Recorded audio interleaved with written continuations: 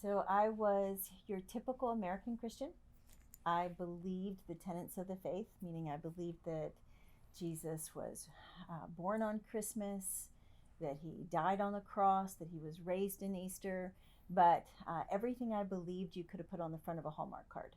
Like, I believed it, that it was true, but I had no actual relationship with the Lord. And I didn't really know his word well. I didn't know how to live it out in my everyday life. And so honestly, it was the world that brought me up. And I struggled with always feeling guilty, always feeling like I was not enough.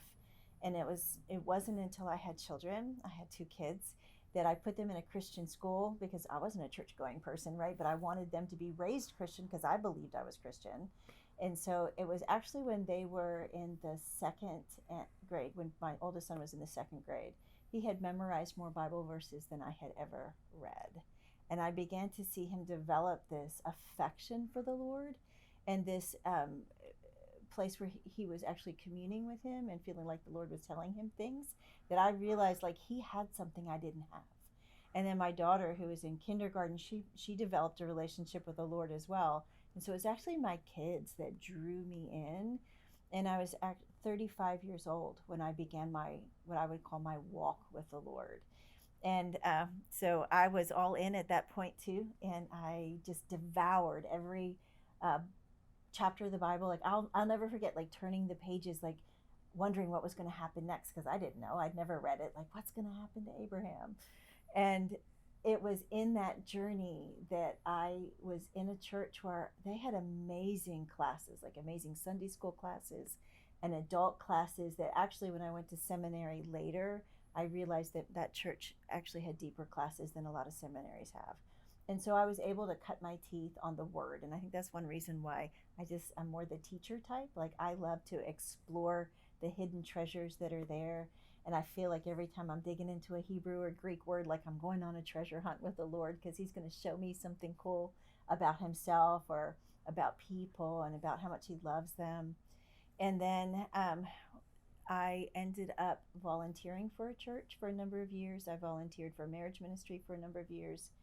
And then in 2007, I went on staff at a church in Fort Worth where I was on staff there doing administrative work and building their ministries until I met Gregory. And we ended up volunteering at another church for a while until the Lord just began to help us to know we had a unique message of the kingdom of heaven is actually released from the individual out.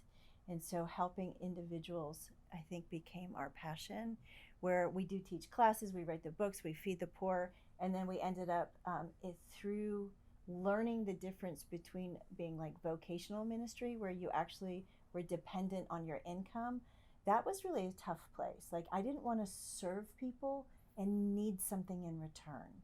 And that's why with Kingdom Brewing, we decided to do it a little differently because we wanted to be able to serve people without expecting a handout or without expecting something for the ministry side of it. And so the Lord actually ended up having us create Debris Realty, where we actually have an award winning real estate brokerage.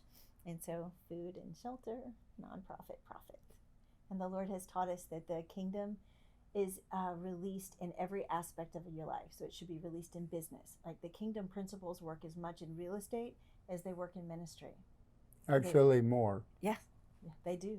And they work as much when you're working with someone one on one in an inner healing session as they do when you're standing in front of 10,000 people teaching a lesson or giving a prophetic word. And so the kingdom actually works in every aspect of life.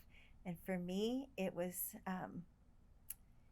just learning that I was important, even though I felt like I wasn't. And I think that's the message that people have to understand is that God made you uniquely you, and He made you you on purpose.